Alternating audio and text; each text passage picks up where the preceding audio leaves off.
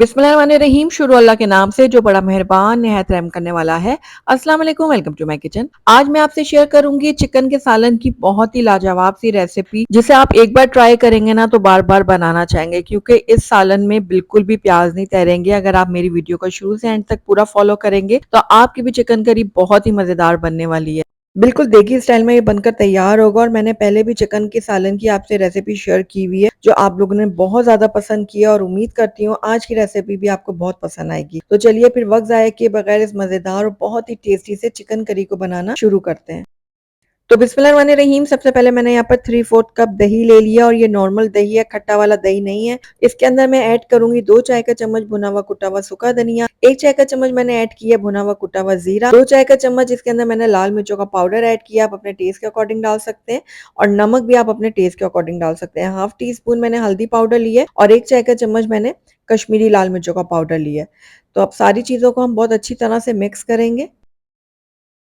बहुत अच्छी तरह से मिक्स कीजिएगा ताकि दही और मसाले यकजान हो जाएं।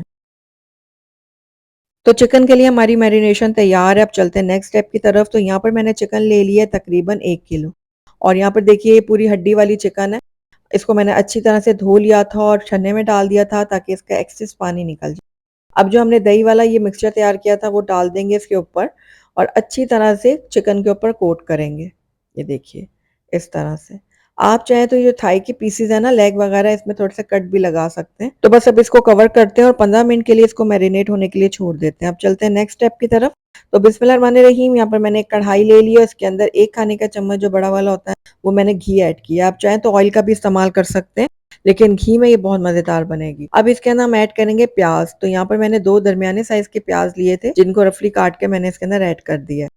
प्याज को अब हमने हल्का नरम होने तक पका लेना है। प्याज को हमने कलर नहीं देना, बस नरम होने तक पकाएंगे।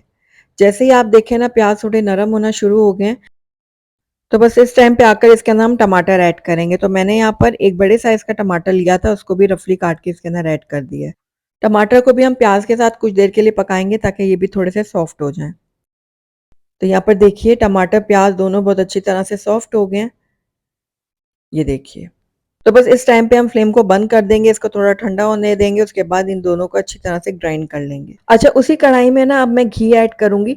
तो मैंने यहाँ पर तकरीबन 3/4 कप घी का इस्तेमाल किया। आप ऑयल का भी कर सकते हैं, और घी और ऑयल आप यूज जो भी कर रहे हैं ना, आप उसको अपने हिसाब से कम ज्यादा कर सकते हैं। जितना आप खाना पसंद करते हैं उस हिसाब से डालिएगा। जरूरी नहीं है जितना मैंने डाला है आप भी उतना डालें, क्योंकि हर घर में अलग हिसाब से नमक मिर्च और घी वगैरह डाला जाता है।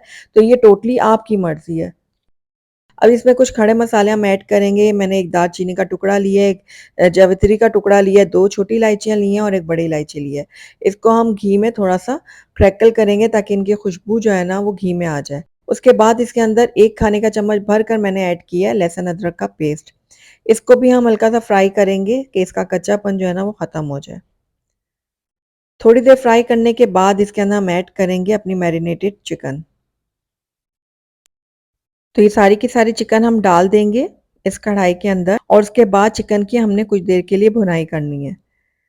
कुछ देर जैसे ही पकना शुरू होगा ना, तो वैसे ही चिकन अपना पानी छोड़ देगा। दही जो हमने इसके अंदर डाला है वो भी अपना पानी छोड़ देगा। तो बस ये देखिए इस तरह से चम्मच चलाते हुए हम इसको कुछ देर के लिए घी में भून लेंगे। उसके बाद इसके अंदर हम ऐड करेंगे अपना मसाला, जो हमने प्याज और टमाटर का बना के रखा था ना वो डाल देंगे। तो ये सारा मसाला मैंने इसके अंदर ऐड कर दिया। उसके बाद इसको भी हम अच्छी तरह से मिक्स करेंगे चिकन के साथ,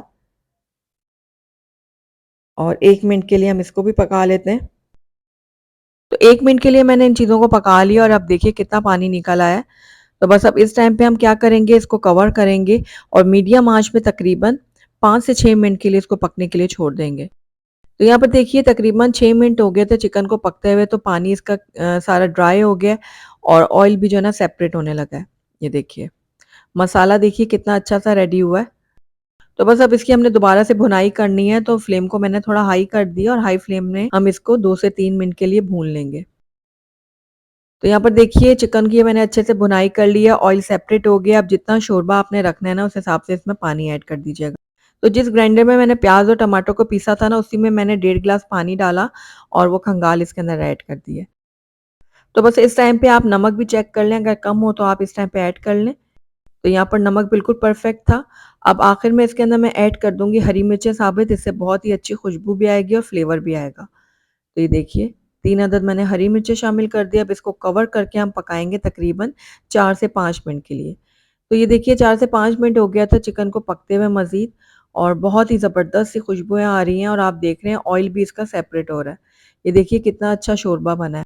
अब शोरबा आप जितना पतला गाढ़ा रखना चाहते हैं उस हिसाब से रख लें, पानी उसी हिसाब से डालिएगा। तो आखिर में इसके अंदर हम ऐड करेंगे गरम मसाला पाउडर तकरीबन हाफ़ टी स्पून। मैंने चूल्हे को बंद कर दिया है। अब इसको कवर करके हम 5 मिनट ऐसे ही रहने देंगे, उसके बाद मैं फाइनल लुक दिखाती हूँ। तो माशाल्लाह से बहुत ही ज़बरदस्त सी खुशबुएँ आ रही हैं और इसका लुक भी बहुत ज़बरदस्त आया है, ये देखिए। तो बस चिकन का सालन बिल्कुल रेडी है। आइए इसको मैं आपको प्लेट आउट करके दिखाती हूँ।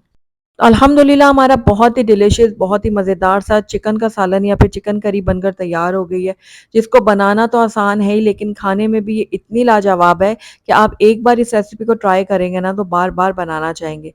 अगर आपके घर में दावत है तो दावत में बनाएँ, वीकेंड है तो वीकेंड में बनाएँ, सब घर वाले खुश हो जाएँगे।